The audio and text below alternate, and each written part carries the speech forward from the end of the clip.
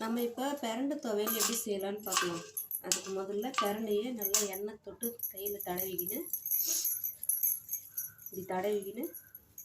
பிரண்டையை இப்படி கட்டி வச்சு க்ளீன் பண்ணணும். சின்ன சின்னதாக நார் எடுக்கணும்.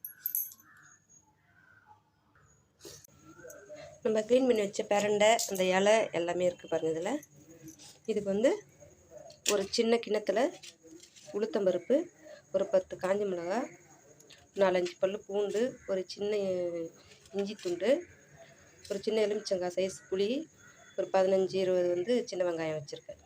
இதை போட்டு வதக்குவோம். கொஞ்சோண்டு எண்ணெய் ஊற்றிக்குவோம். உளுத்தம்பருப்பு போட்டுக்குவோம். உளுத்தம்பருப்பு நல்லா செவந்து வரணும். செவந்து வந்தோடனே நம்ம எடுப்போம். உளுத்தம்பருப்பு இந்த அளவுக்கு நல்லா செவந்து வந்துடுச்சு. உளுத்தம்பருப்பு எடுத்துக்கலாம். அடுத்தது இஞ்சும் பூண்டும் போட்டு வதக்கி, இஞ்சும் பூண்டும் நல்லா வதங்கிச்சு. இதை எடுத்துக்கலாம்.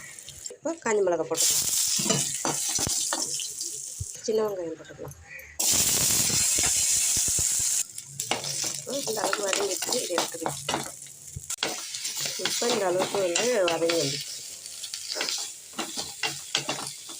இன்னும் கொஞ்சம் நம்ம வதக்கி வச்சதை இப்போ ஒன்று ஒன்றா போட்டுக்கலாம். மிளகாய், இஞ்சி பூண்டு,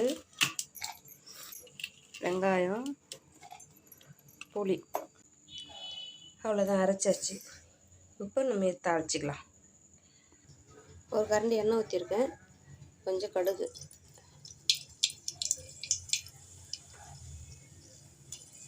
போட்டு கொஞ்சம் பெருங்காயம்,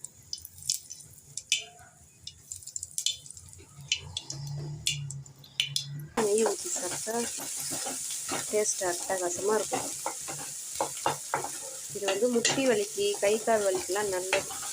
ஜாயிண்ட்டுக்கு வலி இருக்கிறவங்க இதை சாப்பிடலாம். வாரத்தில் 2 நாள் சாப்பிட்டாக்கா தொடர்ந்து ஒரு 6 மாதம் சாப்பிட்டோம்னா வலியே இருக்காது. நல்லா வலி கேட்கும்.